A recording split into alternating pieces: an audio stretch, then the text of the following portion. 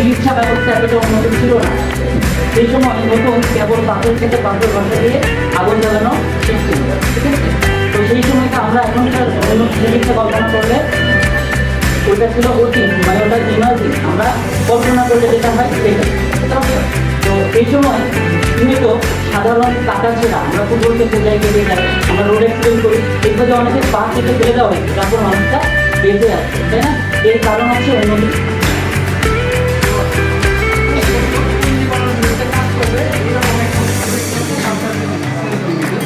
আমরা কি করলাম, এই রোগীর সরকারি মেডিকেল কলেজ যারা ইউজুয়ালি একটু লোয়ার ক্লাস, মানে তাদের টাকা পয়সা কম থাকে, তারাই কিন্তু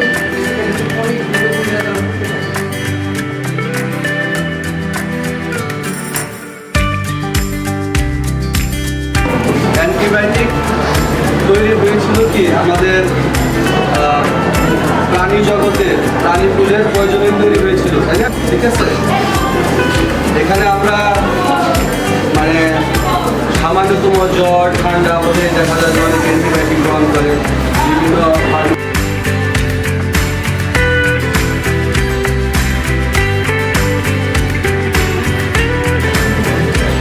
এই সেমিনার থেকে আমরা শিখতে পারলাম জীবাণু কি, জীবাণু কীভাবে আমাদের শরীরকে ধ্বংস করে দেয়, এবং অ্যান্টিবায়োটিক কি, অ্যান্টিবায়োটিক আমাদের কীভাবে রোগ প্রতিরোধে সহায়তা করে।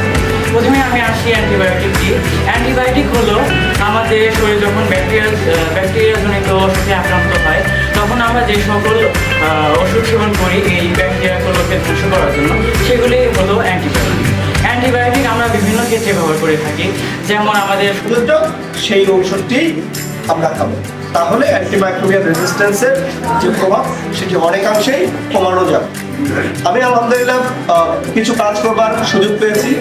National action plan for health security, যেটা WHO আফরিন বললো, WHO থেকে একটা national action plan for health সিকিউরিটির জন্য একটা অ্যাকশন প্ল্যান তৈরি করা হয়, এবং সেখানে আমি one of the technical working group members হিসাবে কাজ করার সুযোগ এবং সৌভাগ্য হয়েছে। তো সেখানে আমরা আমাদের জায়গা থেকে ইনপুট দিয়েছি কীভাবে বাংলাদেশের যে স্বাস্থ্য ব্যবস্থা এটিকে আরও সক্রিয় করা যায়, সবল করা যায়, জনবান্ধব করা যায়, এবং আমাদের স্বাস্থ্যের সাথে অনেক কিছু জড়িত। আমার যদি স্বাস্থ্য ভালো থাকে, আমার পড়াশোনা করতে ভালো লাগবে, আমার বন্ধুদের সাথে মিশতে ভালো লাগবে, আমার বাবা মার সাথে ভালো আচরণ করতে ভালো লাগবে। আমার যদি স্বাস্থ্য ভালো না থাকে, আমার পড়তে ভালো লাগবে না, মন খারাপ থাকবে, আমি সমাজে মিশতে